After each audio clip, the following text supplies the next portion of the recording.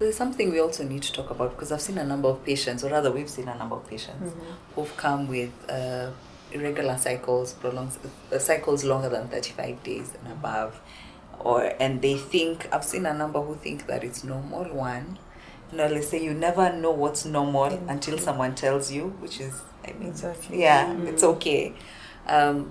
So we've seen a number of patients with PCOS.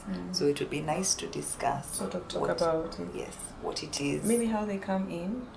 You know, sometimes when we teach and then it's very theoretical. Yes. But to the normal kawaida woman, maybe just hairs on the chin.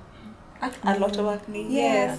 Or this weight, despite CrossFit, and you know, it's just not going. Like it's just not going. Yeah. And your sugars are borderline. Like every time you keep taking your sugars, they're just not, and you're not sure what is happening with my system. Yeah. So probably the diagnosis would inch closer to PCOS. Of course, upon confirmation. What do you think, Flavia?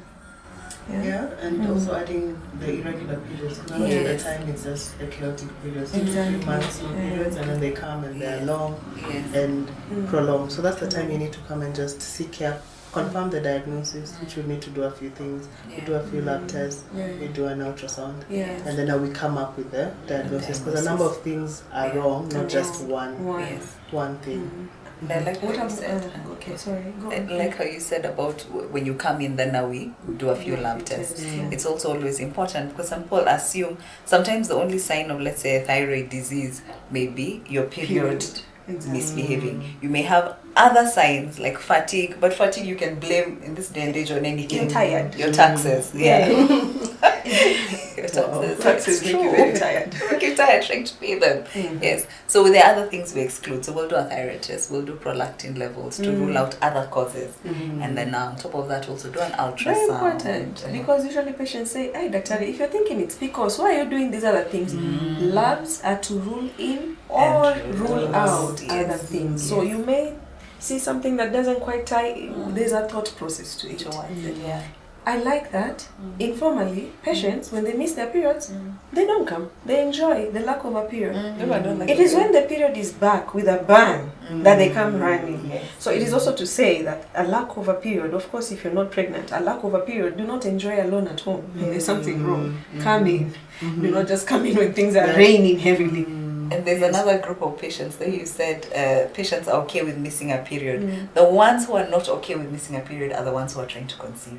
Yes, exactly. Yeah, those are the ones who come and they're like, hey, by the way, am I able to conceive my period, my cycle? She's acutely aware that the period is doing a certain thing on her. And now that just confirms that the typical PCOS patient will present as different as day and night. One person, her issues are just the period. The other person is just the facial hair. The other one is just the weight. The other one is fertility. The other one is actually overt diabetes. And that's the thing. Even the management depends on your age and what brought you want. What your symptoms are. So we manage it based on, do you want to get a baby? Don't you want to get a baby? Do you want to get rid of the hair? Do you want a regular period? Do you want to lose weight? Because the other women who have lean PCOS, they are small. Very small. So losing weight is not an issue. Exactly. I like that. Because, again, I'm usually quite aware of how patients think.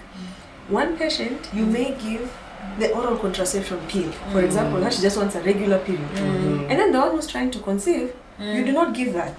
But you see, they both have PCOS. And then when they go and discuss, they say, mimi nilipatiwa hizi, mbona mimi sikupatiwa hizi? It's like the opposite.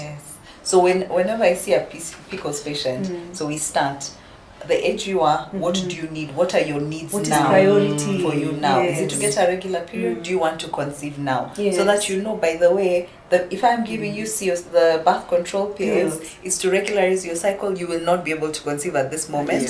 This is for you. It may not necessarily work for person X. And then now also to add on to PCOS, that's something that women forget or don't think a lot about is your diet and exercise. And lifestyle. First line. Yes. Just what they say, like a difference of 5 kilograms could actually start reversing the whole PCOS cycle. 5 to 10% of their body weight. And over a certain time, not rushed. Not immediately.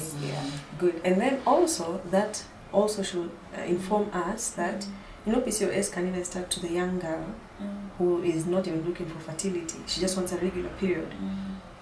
me, I'll always bring in the controversial topics. So if I decide to give the oral contraception pill to regularize a period to a minor under 18, where do I draw the line as a gynecologist versus the law of Kenya? Because you're not supposed to give contraception.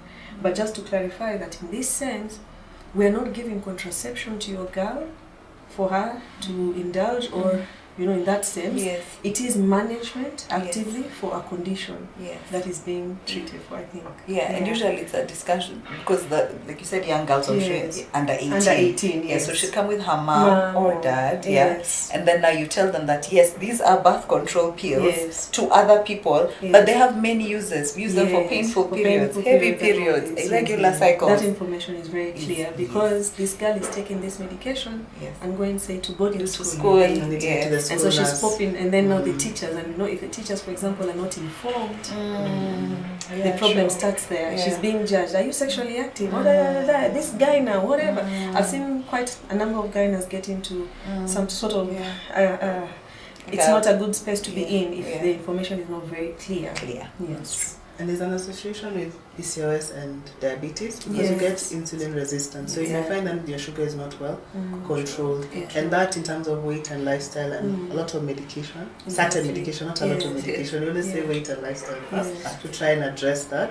And if it then persists, then now we add in the diabetologist to just try and manage. Endocrinologist, The lingo is you're always one step away from diabetes when you have PCOS, PCOS.